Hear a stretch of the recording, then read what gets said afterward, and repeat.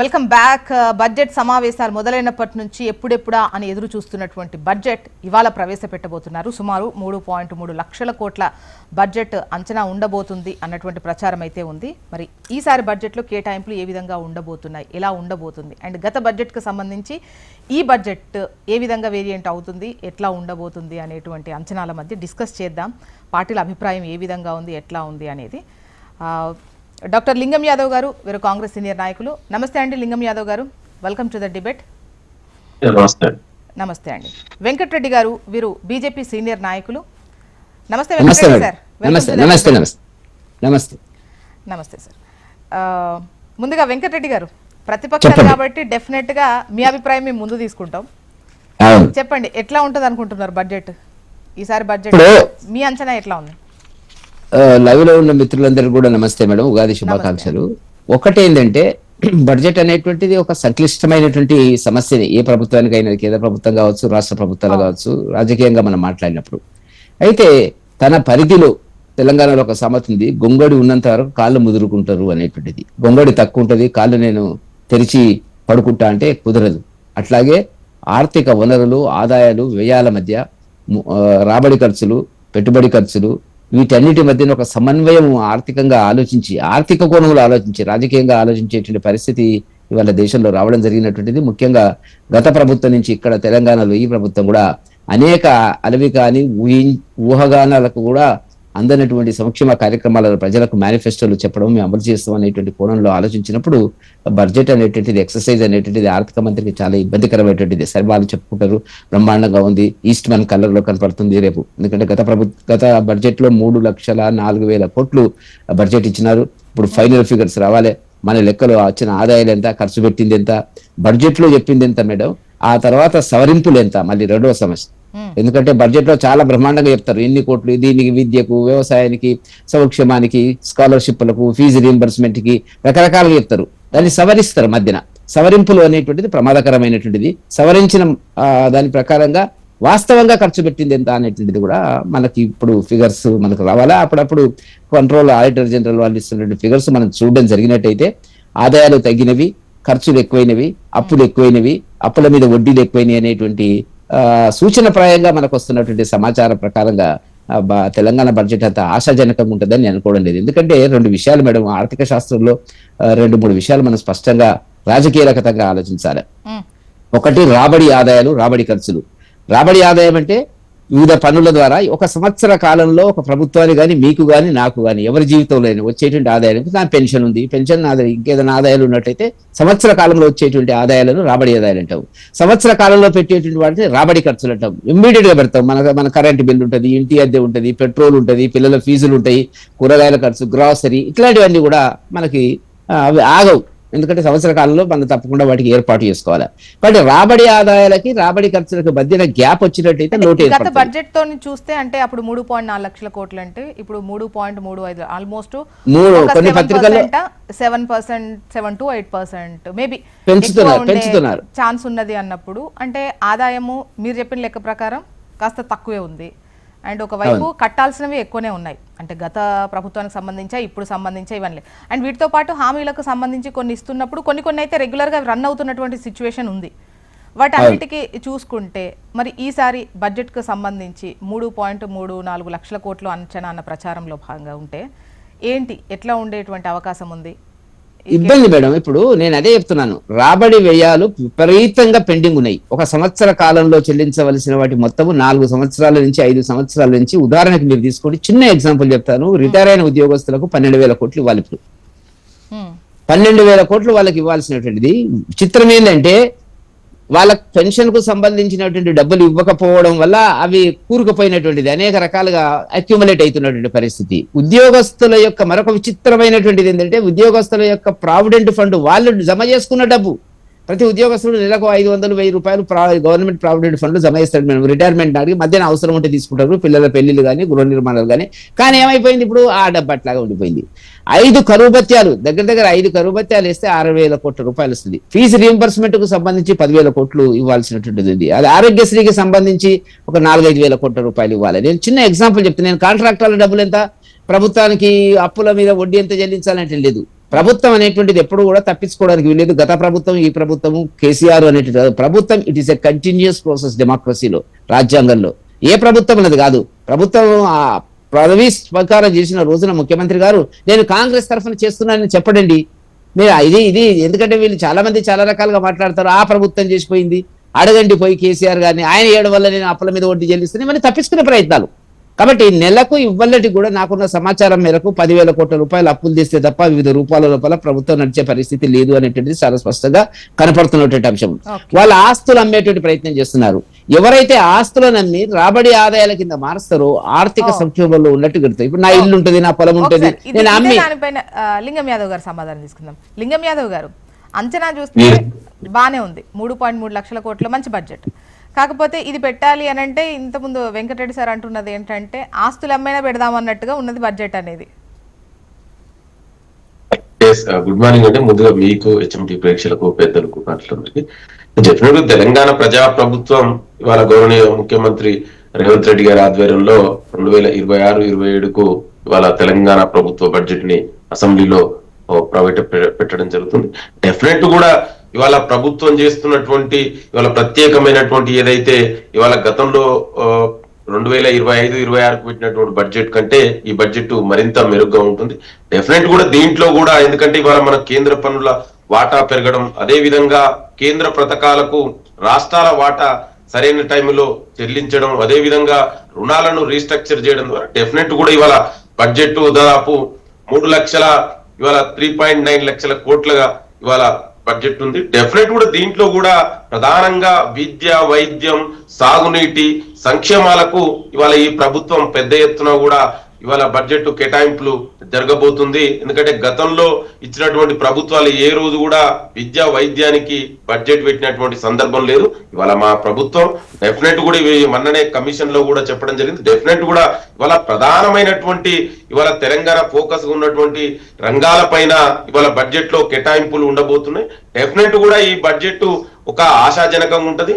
Definite కూడా తెలంగాణ సమాజానికి ఒక దిక్సూచిగా ఇవాళ తెలంగాణ బడ్జెట్ ఉండబోతుందనలో ఎలాంటి సందేహం లేదు. ఇవాళ ఎందుకంటే ప్రజా ప్రభుత్వం చేస్తున్నటువంటి మీరు చూడండి ఏ కేటగిరీలో కూడా ఇవాళ ప్రభుత్వం ప్రథమ ప్రాధాన్యత ఇస్తుంది. ఇవాళ ఇవన్నిటి విషయాలలో కూడా డెఫినెట్ కూడా మంచిగా ఉంటది. ఎందుకంటే ఇవాళ తినబోతూ రుచులు ఎందుకండి, డెఫినెట్ ఇవాళ ప్రజా ప్రభుత్వం చేస్తున్నటువంటి కార్యక్రమాలను చూసుకోండి. ఇవాళ మేము ఎక్కడ కూడా అంటే ఇవాళ జిఎస్టీలో మన వాటా పెరగడం, ఇవన్నిట్లో కూడా ఇవాళ ఆ రాష్ట్ర ఆదాయం పెరగడం, డెఫినెట్ కూడా ప్రభుత్వం ఒక ఆశాజనకంగానే ఇవాళ బడ్జెట్ ఉండబోతుంది. ఇవాళ తెలంగాణ ప్రజలందరికీ ఇవాళ సంక్షేమం, అభివృద్ధి ఒక దృక్కోణంతో అంటే దీర్ఘకాలిక ప్రణాళికతో ఉంటే ఇవాళ తెలంగాణ రాష్ట్ర బడ్జెట్ గా ఉండబోతుంది.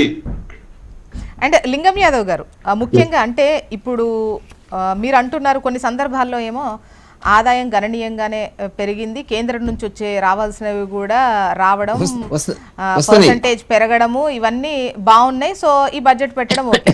కొన్ని సందర్భాల్లో కేంద్రం ఇవ్వాల్సినవి మనం ఇక్కడ బకాయిలు ఉంటే మనకు బకాయిలు పెడుతున్నారు, రిలీజ్ చెయ్యట్లేదు, ఈవెన్ రికమెండేషన్స్ ను కూడా పట్టించుకోవట్లేదు, మనల్ని చిన్న చూపు చూస్తున్నారు, ఇవ్వట్లేదు అని చెప్పేసి ఒక యాంగిల్లో మాట్లాడుతున్నారు. ఈ రెండిట్లో మేము ఏం తీసుకోవాలి? జోష్న గారు ఏమంటే మనం ఇచ్చే కేంద్రంకి ఏదైతే రాష్ట్రాల వాటిస్తుందో ఇది రాష్ట్ర ప్రభుత్వం సక్రమంగా సరైన టైంలో చెల్లిస్తుంది. ఇవాళ కేంద్రం కొత్తగా మనకి ఇవ్వలేదండి, నేను అదే చెప్తున్నా. అందుకే స్లైట్ డిఫరెన్స్ ఉంది. ఆ లైన్ అనేది మనం అర్థం చేసుకోవాలి. ఇవాళ రాష్ట్ర ప్రభుత్వం ఎక్కడ కూడా సరైన టైంలో మనం చెల్లించడం వల్ల మనకొచ్చే ప్రత్యేకంగా కేంద్ర ప్రభుత్వం నుంచి తెలంగాణ రాష్ట్రానికి రావట్లేదండి. ఇవాళ నేను కేంద్ర ప్రభుత్వం బడ్జెట్ లో తెలంగాణకు అన్యాయం జరిగింది, దాని గురించి మాట్లాడినాం.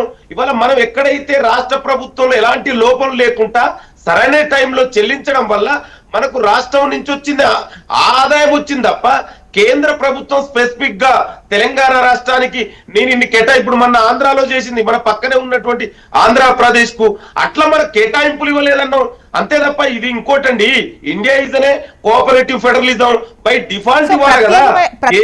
కేటాయింపులే కాకుండా మిగతా వాటికి సంబంధించి ప్రస్తావన వచ్చినప్పుడు కూడా సో మనకు రావాల్సినటువంటి కొన్ని లెక్కలు అంటే పర్టికులర్గా తెలంగాణకు రావాల్సినటువంటి వాటికి నీతి ఆయోగ్ రికమెండేషన్స్ ఏవైనా ఉన్న వాటికి కూడా ఇవ్వట్లేదు, అవి కూడా కాస్త ఆలస్యంగా ఇస్తున్నారు, లేటుగా ఇస్తున్నారు, మేము ఇక్కడ ఫస్ట్ ఖర్చు పెట్టుకోవాల్సిన పరిస్థితి వస్తోంది అని చెప్పేసి మాట్లాడారు. అక్కడ నుండి టైంకి రావట్లేదని.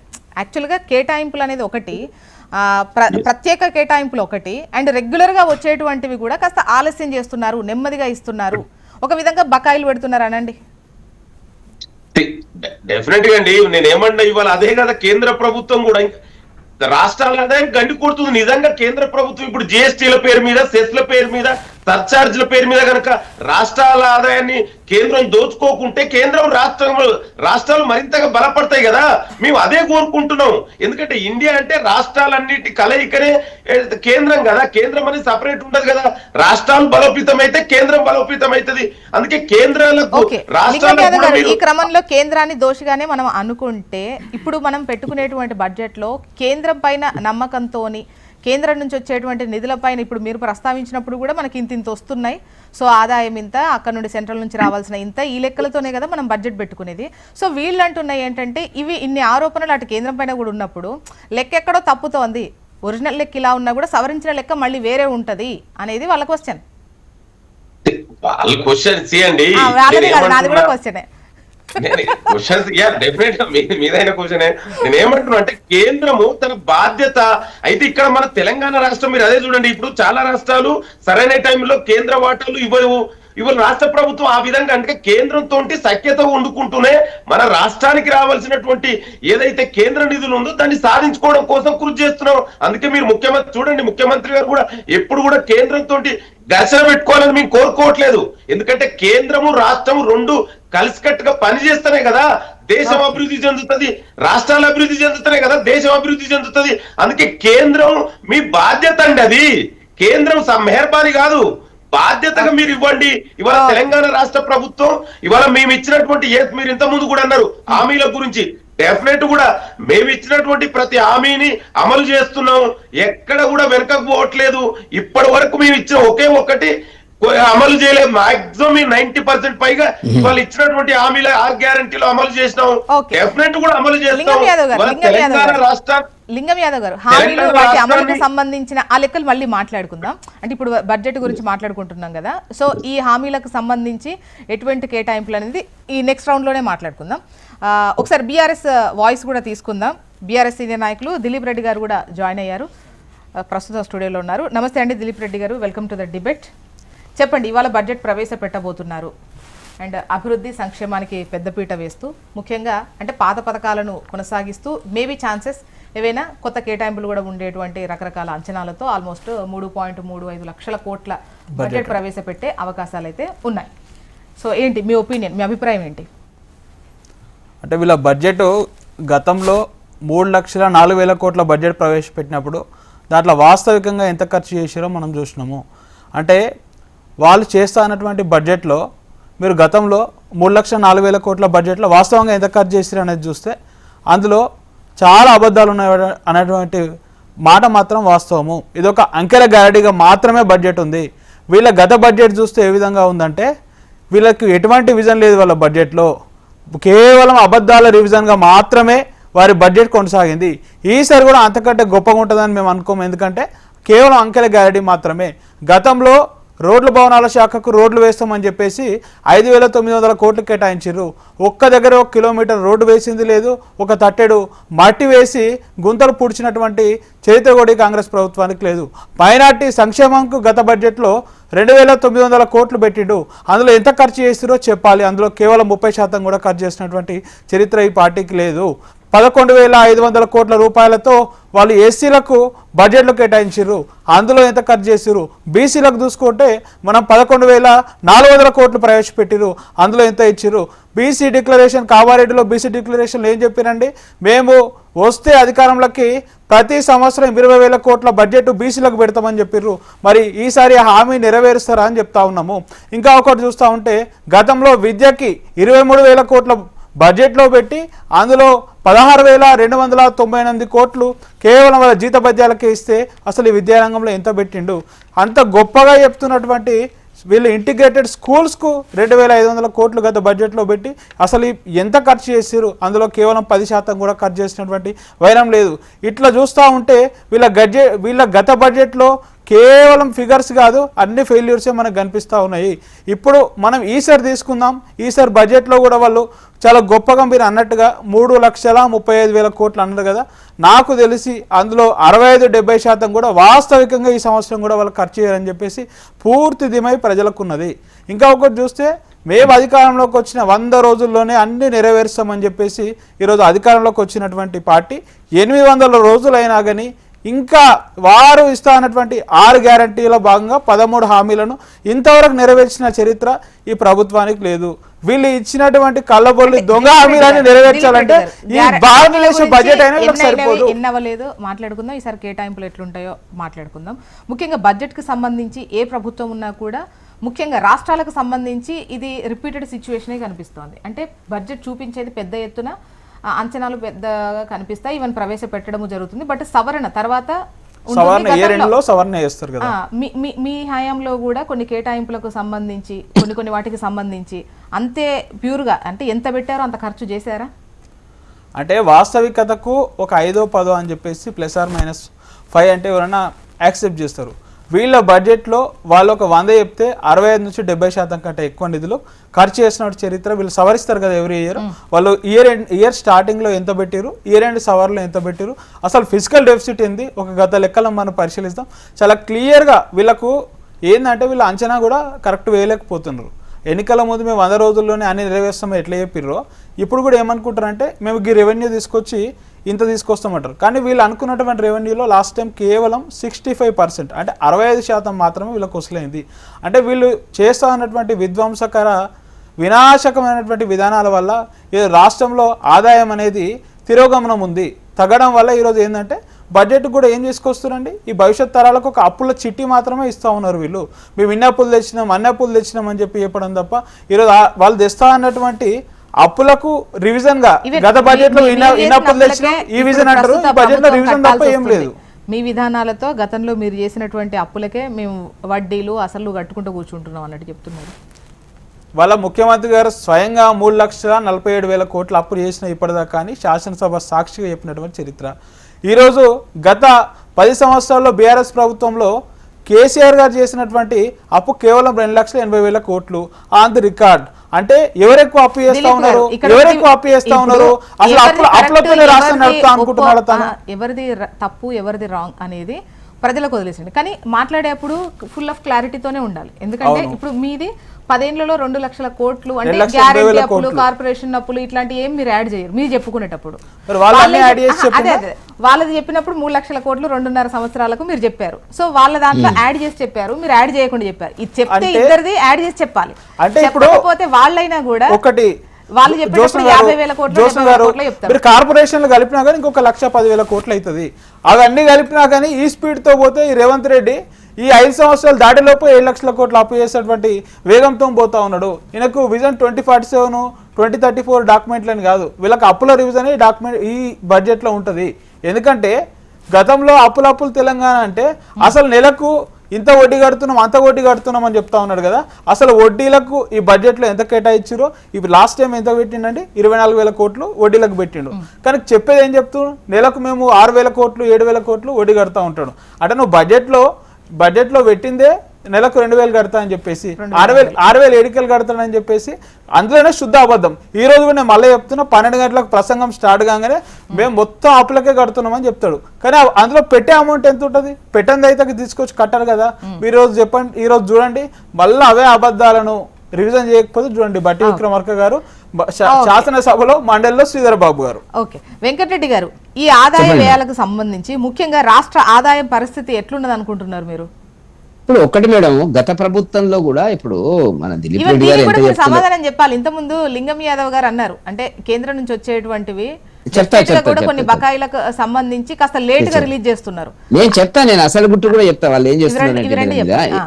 ఇప్పుడు ఒకటి గత ప్రభుత్వంలో కూడా 70% మించి ఎప్పుడు కూడా కేటాయింపులకు వాస్తవ వ్యయానికి, ఎందుకంటే నేను ఖర్చు చేయలేదు, నేను రాజకీయంగా ఎప్పుడలేదు. ఆడిటర్ కంట్రోల్ జనరల్ కు సంబంధించినటువంటి రిపోర్ట్స్ అనేక విషయాలు ఇవాళ కూడా ఈ ప్రభుత్వం ఎంత ఖర్చు పెట్టింది అనేటువంటిది వాస్తవంగా మనకు వస్తుంది. ఒకటి కేంద్ర ప్రాయోజిత కార్యక్రమాలు ఒకటి ఉంటది, వాటి కోసం డబ్బులు అనేక రకాలుగా రిలీజ్ చేస్తుంటారు. ఇప్పుడు ఉదాహరణకి మీరు చూడండి, గ్రామ పంచాయతీ ఎన్నికలు కాంగ్రెస్ పెట్టకపోవడం వల్ల ఆగిపోయినవి మీకు తెలుసు. 1300-1400 కోట్లు మన సీతక్క గారు కూడా దానికి కృతజ్ఞతలు చెప్పడం జరిగినటువంటిది. ఒక 15-20 రోజుల లోపల 3 దశలుగా రాష్ట్ర ప్రభుత్వానికి గ్రామ పంచాయతీలకు ఇవ్వాల్సినటువంటి డైరెక్ట్ గా ఇవ్వాల్సిన నిధులను కూడా కేటాయించడం జరిగింది. ఏ డబ్బు కూడా జిఎస్టీ అంటున్నారు వాళ్ళు. నేను చిన్న హోటల్లో నేను మిత్రుడికి చెప్తున్నటువంటి ఏంటంటే, హోటల్లో మీరు భోజనం చేసినప్పుడు, టిఫిన్ చేసినప్పుడు బిల్లు ఇచ్చేటువంటి హోటల్లో చూసినట్టయితే మీకు 7.5% సిఎస్టీ సెంట్రల్, స్టేట్ కు సంబంధించి 7.5, రెండు వేరువేరుగా ఉంటాయి మేడం. ఎవరో తింటున్నారు, ఎవరో బదనాం చేసే పద్ధతిలో పలానేట. అవును, సెంట్రల్ సిఎస్టీ ఉంటది, జిఎస్టీ ఉంటది, స్టేట్ జిఎస్టీ ఉంటది. ఇప్పుడు వీళ్ళు చెప్పేది ఏంటంటే అర్థంలో కూడా అంత మా డబ్బంతా పోతుంది, 42 పైసలు ఇస్తున్నారు, మొత్తం తినది. ఆర్థిక సంఘం యొక్క నివేదికల ప్రకారంగా, రికమెండేషన్స్ ప్రకారంగా 15వ ఆర్థిక సంఘం కానివ్వండి, 16వ ఆర్థిక సంఘం కానివ్వండి, ఎక్స్పర్ట్స్ కమిటీస్ ఏ రకంగా విభజించాలనేటువంటిది, పంపిణీ జరగాలంటే ఒక పద్ధతి, ప్రొసీజర్ ఉంటుంది. ఎంతసేపు ఉత్తరప్రదేశ్ పోతుంది, బీహార్ పోతుంది, మార్చండి. మరి ఈ పద్ధతిలో ఎట్లా మార్చాలో చెప్పండి ఆ కమిషన్ లో వచ్చినప్పుడు. కాబట్టి దేశం ఒక్కటి అనేటువంటి భావజాలం కాంగ్రెస్ సంబంధించి వస్తాయి, కానీ సెస్సులు, సర్చార్జ్లు వీటికి సంబంధించి అన్ని వస్తాయి మేడం. నేను అవి పంచరు కదా. నేను చెప్తా, వీళ్ళు చేస్తున్నటువంటి తతంగం ఏంటంటే, నాటకం ఏంటంటే, కేంద్రం నుంచి వచ్చేటువంటి డబ్బులను రిలీజ్ చేయడం లేదు కొన్నిటికి. ఫర్ ఎగ్జాంపుల్, మా ఊరికి కిషన్ రెడ్డి గారు చాలా ఇబ్బంది పడి ఒక 2-3 రోడ్లను శాంక్షన్ చేసినారు. ఇప్పుడు యాజ్ అండ్ టుడే ఒక 27 కోట్లది ఒకటి, 15 కోట్లది ఒకటి, 35 కోట్లది ఒకటి.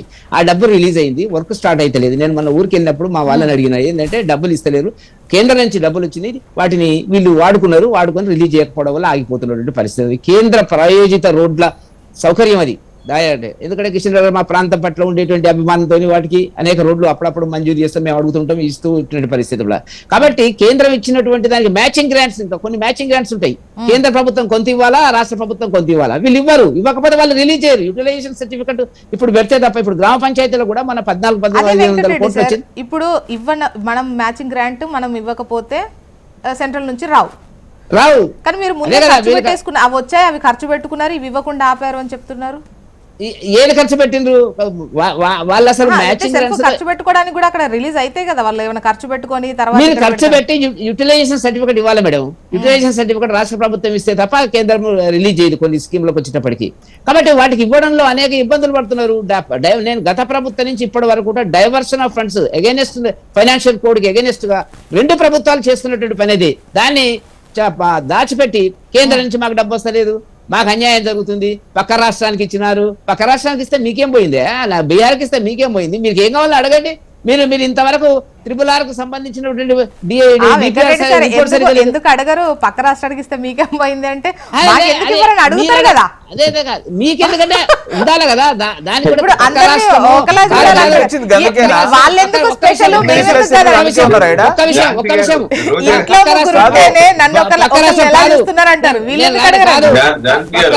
పక్క రాష్ట్రానికి గుండు సూది లేకుండా మనం విభజించి పంపించినము.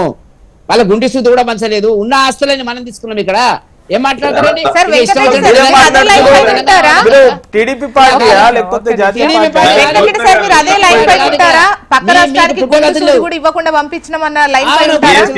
అవును, ఎన్ని ఆస్తులు మీకు తెలుసా? ఒకటి ఆర్టీసీకి, నేను ఒక ఆర్టీసీకి కొన్ని వేల కోట్ల రూపాయల ఆస్తులు హైదరాబాద్ లో ఉన్నాయండి. అవి ఎవరు తీసుకున్నారండి? ఒక ఆర్టీసీ సంగతి చెప్తున్నాను. భవనాలకు సంబంధించి ప్రభుత్వ భవనాలు, ప్రభుత్వ భూములు వాళ్ళు అమ్ముకుంటున్నారు, మీరు అమ్ముకుంటున్నారు. హౌసింగ్ బోర్డుకి 800 ఎకరాల భూమి ఉంది, అది పంచించిన మా అమ్మ వాళ్ళకి ఏమన్నా పెండింగ్ ఉంది కదా. కాబట్టి నేను అట్లంటే నేను తెలంగాణకు కావాల్సింది తెలంగాణకు రావాలా? చేతగాక ఆర్థిక సంక్షోభంలో ఉండి పెన్షన్స్ డబ్బులు చెల్లించలేక, ఉద్యోగస్తులకు కావాల్సినటువంటి సదుపాయాలు మీరు ఇవ్వలేక, ఆరోగ్యశ్రీ ఇవ్వలేక, ఫీజు రీంబర్స్మెంట్ పేద పిల్లలకు ఇవ్వలేక, చేతగాక మీరు ఆర్థిక సంక్షోభంలో వచ్చి 8,000. ఇప్పుడు నేను ఒక మాట అంటే మేడం, వెంకటరెడ్డి సార్ ఒకటి క్లియర్. ఇప్పుడు ప్రభుత్వానికి సంబంధించిన కొన్ని స్కెడ్యూల్స్ కు సంబంధించిన సంస్థలు, ఇంకా 10th స్కెడ్యూల్ వాటికి సంబంధించినవి అయితే ఈ ప్రభుత్వ భూములకు సంబంధించి ఏ డిస్ట్రిక్ట్ ఆ డిస్ట్రిక్ట్ లెక్కలు ఎక్కడున్నవి అక్కడే లెక్కలు ఉంటాయి. పోనీ కలిసి ఉన్నప్పుడు ప్రభుత్వ భూములే కదా అని చెప్పేసి ఏపీకి సంబంధించిన తెలంగాణకి ఏమైనా కేటాయిస్తారా? పోనీ వరంగల్లో ఉన్నాయేమన్నా అట్లాంటివి ఉండవు కదా లెక్కలు. రాష్ట్ర రాజధానికి సంబంధించినటువంటి కొన్ని ఆస్తులు, మూలధన ఆస్తులు రాష్ట్ర రాజధానికి హైదరాబాద్ లో ఉన్నాయి మనకు వస్తాయి కాదు. నేనేమంటున్నా అంటే మీరు అస్తవ్యస్త ఆర్థిక సంక్షేమంలో లింగం యాదవ్ గారు ఇప్పుడు చెప్పండి. ముందుగా మా అన్న వెంకరెడ్డి అన్న గారు మాటలు వాపసు తీసుకోండి. ఎందుకంటే అదే బీజేపీ విధానమా? ఎందుకంటే ఇవాళ తెలంగాణ రాష్ట్రం ఏ విధంగా ఏర్పడింది అనేది నరేంద్ర మోడీ కూడా అవకాశం పార్లమెంట్లలో ఎన్నోసార్లు కూడా తెలంగాణను అవమానించినటువంటి సందర్భాలు మనం చూసినాం. మరి ఇక్కడ కూడా తెలంగాణ బిడ్డ అయినటువంటి వెంకరెడ్డి అన్న గారు కూడా ఆంధ్రాకి ఏదో అన్యాయం చేసినట్టు, ఆంధ్రాకి అసలు ఏమీ లేకుండా చేసినట్టు మాట్లాడడం అనేది ఇది సరైన పద్ధతి కాదండి. ఆనాడు కాంగ్రెస్ పార్టీ ప్రధాని మన్మోహన్ సింగ్ గారి ఆధ్వర్యంలో, యూపీఏ చైర్పర్సన్ సోనియా గాంధీ గారి ఆధ్వర్యంలో 2 రాష్ట్రాలకు బ్యాలెన్స్ చేస్తూ తెలంగాణ రాష్ట్రం దాదాపు 70 సంవత్సరాలది కోరిక, ఈ యొక్క ప్రజల చిరకాల వాంఛని ఏర్పాటు చేయాలి. ఆ తెలంగాణ స్వరాష్ట్రం అనేది ఏర్పాటు చేస్తే మరి మా అన్న వెంకరెడ్డి అన్న గారు మరొకసారి కూడా తన అక్కసును వెళ్ళగక్కుతున్నారు.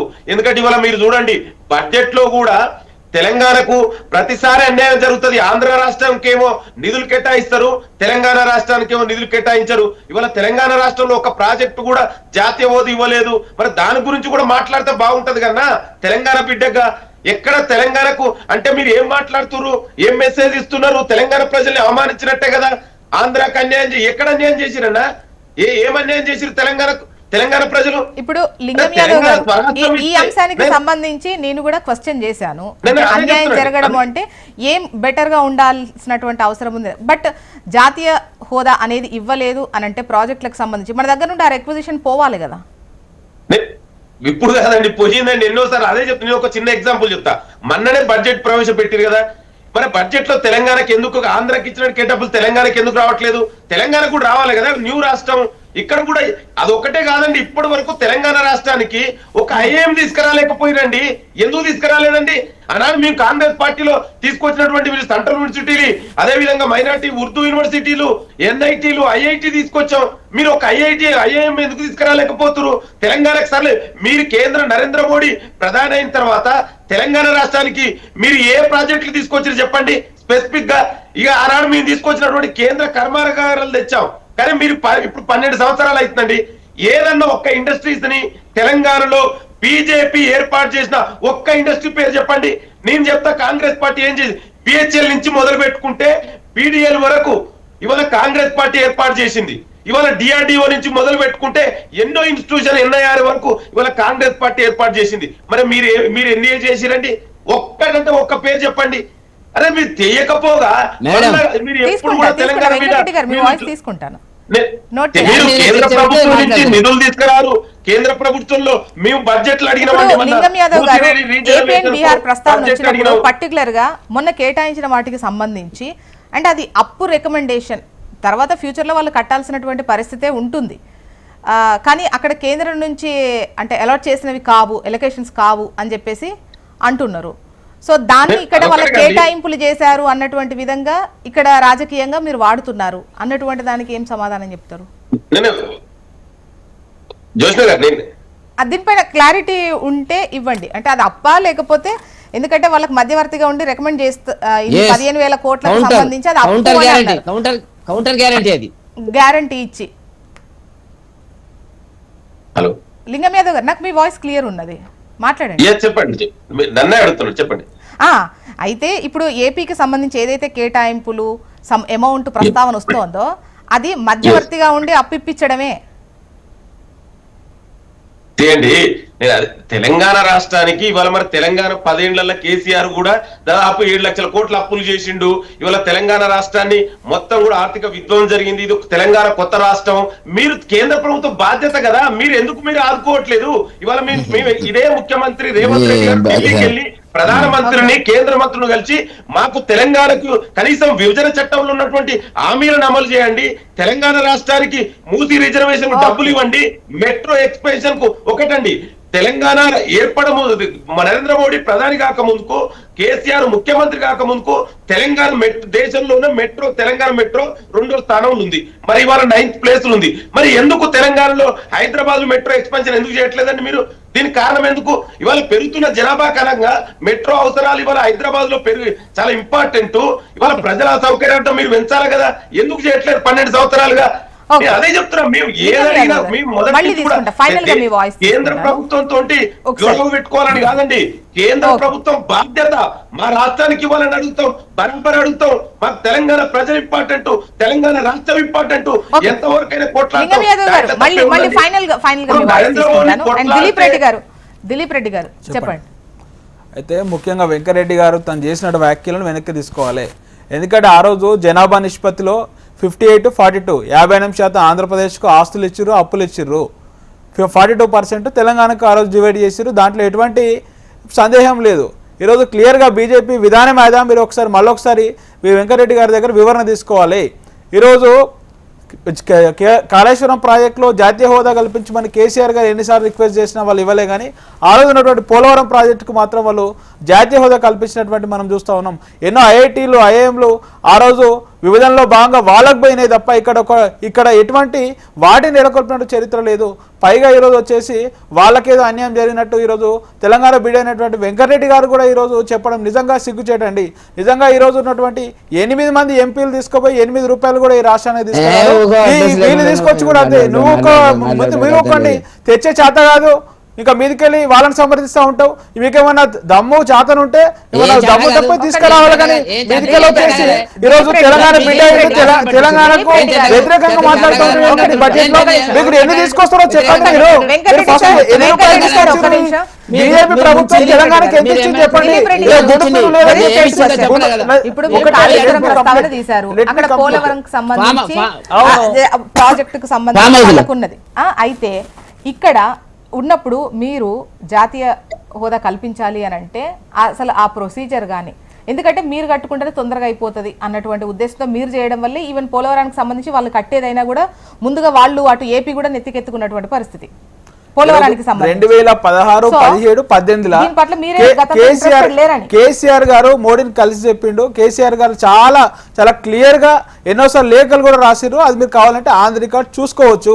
ఈరోజు వాళ్ళు ఇవ్వకుండా మీదికెళ్ళి దబాయింపు. ఈరోజు 8 మందిని గెలిపిస్తే మనకి 8 రూపాయల లాభం అన్న జరుగుతూ ఉందండి. ఈరోజు వాళ్ళ ప్రతినిధి కూడా వచ్చేసి నువ్వు పక్క రాష్ట్రానికి ఇస్తే ఎవరికి అభ్యంతరం లేదు, మాకెందుకు ఇస్తలేవని అడుగుతారు. ఒక గుడిపిని కూడా ఇవ్వలేరంటే ఒక సీలేరు పవర్ ప్రాజెక్టు తీసుకుపోయి చంద్రబాబు నాయుడు గారు మన దగ్గర ఉన్నటువంటి దాన్ని తీసుకుపోయి కూడా వాళ్లకు అధికారంలో తీసుకుపోతే ఆ రోజు 2014లో రాష్ట్రాన్ని అంధకారంలో నెట్టడానికి పెద్ద ప్రయత్నం జరిగినా కానీ ఆ రోజు కేసీఆర్ గారు చాలా సమగ్రంగా అధిగమించారు. మీకు అటువంటి తెలుసో తెలియో నాకు తెలియదు. ఒక ఆంధ్రప్రదేశ్ రాష్ట్రం ఏర్పడక ముందు వాళ్ళు ఏమైనా చార్మినార్ తీసుకొచ్చి పెట్టిరా, గోల్కొండను తీసుకొచ్చి పెట్టిరా, మన కంపెనీ తీసుకొచ్చి పెట్టిరా, ఏం తీసుకోపోనిక ఉన్నారండి. ఈరోజు వాళ్ళు రాష్ట్రం ఏర్పడకపోతే ఏమైనా తీసుకొస్తే కదా వాళ్ళకి అన్యాయం జరిగేది. 10 సంవత్సరాలు ఉమ్మడిగా రాజధాని పెడదామని చెప్తే వాళ్ళకి చేతగాక మధ్యలోనే దొంగతనం చేసి ఇప్పుడు ఉన్నటువంటి ముఖ్యమంత్రి గారి ద్వారా దొంగతనం చేసి పట్టపగలు లగ్నంగా దొరికి ఉండలేక పారిపోయినటువంటి వాళ్ళకి మీరు మద్దతు ఇస్తూ ఉంటారా అంటే ఈరోజు వెంకటరెడ్డి గారు తక్షణమే మీరు బీజేపీ పార్టీ తరఫున క్షమాపణ చెప్పాలి. వెంకటరెడ్డి సార్ మాట్లాడండి. మేడం నేను క్షమాపణ చెప్పాల్సినటువంటి పరిస్థితుల్లో నేను మాట్లాడలేదు. ఒకటి, ఈ రాష్ట్రాన్ని 60 సంవత్సరాలుగా ఆంధ్ర తెలంగాణ ప్రాంతాల మధ్య తెలంగాణకు ఉద్యోగాల్లో కానీ నిధులలో కానీ నీటిలో కానీ అన్యాయం చేసి మోసం చేసింది, దగా చేసింది కాంగ్రెస్ పార్టీ.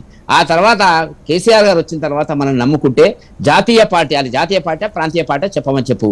అన్ని పార్టీలు నీళ్లు లేవు, నిధులు లేవు, ఏవి లేవు, కొట్లాట లేదు, పంచాయతీ లేదు, బేసిజా లేదు, ఏది లేదని చెప్పినటువంటి వ్యక్తి కేసీఆర్ గారు. మేము మాట్లాడడం కాదు, మేమేమంటున్నాం, మోదీ గారు మాట్లాడింది ఏంటంటే కాంగ్రెస్ విభజన చట్టంలో పొందుపరచవలసిన అంశములను పొందుపరచకుండా తల్లి బిడ్డ అనేటువంటి పద్ధతి లోపల హత్య చేసినారు అనేటువంటి మాట ఇవాళ జరిగింది. బయ్యారంలో ఉక్కు ఫ్యాక్టరీ వాళ్ళకి చదువుకోవాలండి. మాట్లాడు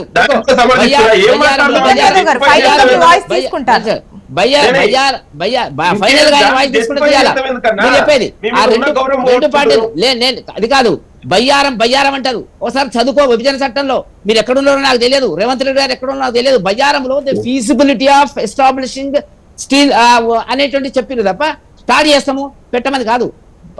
పోలవరానికి సంబంధించి పోలవరానికి సంబంధించి జోష్న గారు తీసుకుంటే కౌంటర్ నిజంగా అరే, please, నేను please మాట్లాడదా? మీరు నోట్ చేసుకోండి. నేను మాట్లాడదా? సమాధానం నేను తీసుకుంటాను. మాట్లాడదా? వెంకటరెడ్డి గారు మాట్లాడండి. పోలవరానికి సంబంధించి పోలవరం అరే ఏం మాట్లాడే ఏది మాట్లాడే నువ్వు అబద్ధాలు చెప్తున్నావు.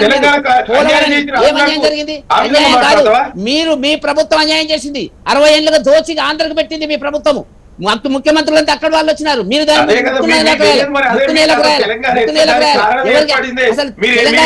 తెలంగాణ ఉద్యమం ఎందుకు వచ్చింది? తెలంగాణ ఉద్యమం మీరు చేసిన పాలన అన్యాయం జరిగింది. ఎట్లా వచ్చింది? 69 అవన్నీ ఉన్నాయి.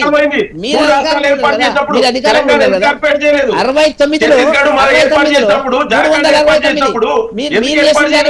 మాట్లాడుతున్నారు. తెలంగాణ ఇవాళ కారణం కాంగ్రెస్ వెంకటరెడ్డి గారు వెంకటరెడ్డి సార్ మీరు ఒక మాట అన్నారు, ఏపీకి ఏమి ఇవ్వకుండా ఉత్త చేతులతో పంపిణం అన్నట్టు అన్నారు. వాస్తవమే కదా? జనాభా ప్రకారం డివైడ్ చేసినాక వెంకరెడ్డి గారు నిజంగా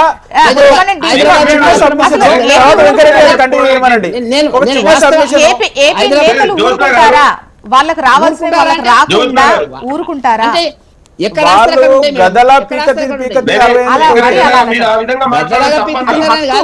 రావాల్సిన వాళ్ళు తీసుకెళ్ళడం కేవలం 6 సంవత్సరాల 2 నెలలు మాత్రమే ఈ రోజు తెలంగాణ ముఖ్యమంత్రి ఉన్నారండి. ఆ రోజు ఎన్ని రోజులు ఉన్నారండి తెలంగాణ ముఖ్యమంత్రి? 60 సంవత్సరాలు ఎన్ని రోజులు పరిపాలించారు?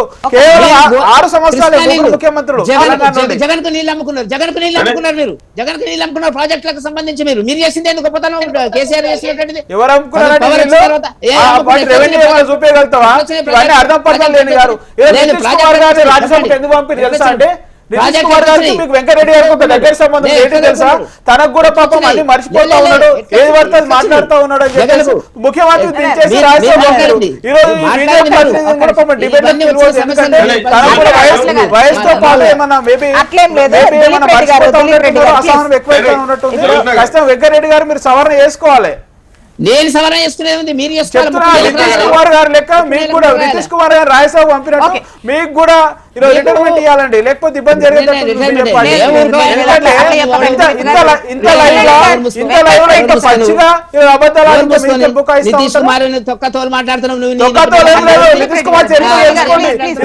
రాజ్యసభ ఎందుకు పంపిస్తా ఉన్నారు తొక్కతోలు? ఇక మాట్లాడేదే తెలంగాణకు వ్యతిరేకంగా. నిజంగా ఈ తొక్కతోలు మిమ్మల్ని తొక్కి తోలు తీస్తే తెలంగాణ ప్రజలు మాట్లాడుతూ ఉంటే తొక్కతోలు మీకు ఏ విధంగా చూపిస్తారో ఒక్క నిమిషం వెంకటరెడ్డి సార్ ఇప్పుడు ఏం చెప్పాలనుకుంటున్నారు? నేను అంటున్నది ఏంది మేడము, రాష్ట్ర ఇవాళ తెలంగాణ ఈ దుస్థితికి ప్రత్యేక రాష్ట్రానికి రావడానికి కారణము కాంగ్రెస్ పాలన 50 ఏళ్ల పాలనలో జరిగినటువంటి అస్తవ్యస్త ప్రాంతీయ విద్వేషాలతో ఆంధ్ర ప్రాంతానికి అభివృద్ధి చేసి తెలంగాణను మోసం చేసింది. ఆ పద్ధతి లోపలనే తెలంగాణ వచ్చిన తర్వాత కేసీఆర్ ఏమైనా చేస్తాడు అనుకుంటే ఆయన చేసింది మొత్తం నీళ్లతో జరగలేదు. అది వేరు, కొంత జరిగితే జరుగుండొచ్చు. ఆంధ్ర తెలంగాణకు వచ్చినప్పుడు నీళ్లకు మోసం చేసింది, ఉద్యోగాలలో మోసం చేసినటువంటి ఆ ప్రభుత్వం ఈ ప్రభుత్వం రెండు వాళ్ళు చేసింది కదా. ఇవాళ వాళ్ళు శుద్ధులు మాట్లాడుతున్నారు. అండ్ లింగం యాదవ్ గారు మీరు నోట్ చేసుకున్నట్టున్నారు కదా, పలు సందర్భాల్లో హ్యాండ్ రైజ్ చేశారు. అండి ముందుగా వెంకరెడ్డి అన్న గారు మాట్లాడే మాటలు వెనక తీసుకోవాలి. ఒక తెలంగాణ బిడ్డగా మేమైతే ఆ విధంగా ఎక్స్పెక్ట్ చేయాలి, ఆ విధంగా మాట్లాడి ఎంత బీజేపీ పార్టీలో పనిచేస్తా ఎంత బీజేపీ తెలంగాణకు వ్యతిరేకమైన వినన్నా తెలంగాణకు వ్యతిరేకమైన కూడా మీరు కూడా ఆ విధంగా మాట్లాడడం అనేది మంచిది కాదు. నరేంద్ర మోడీ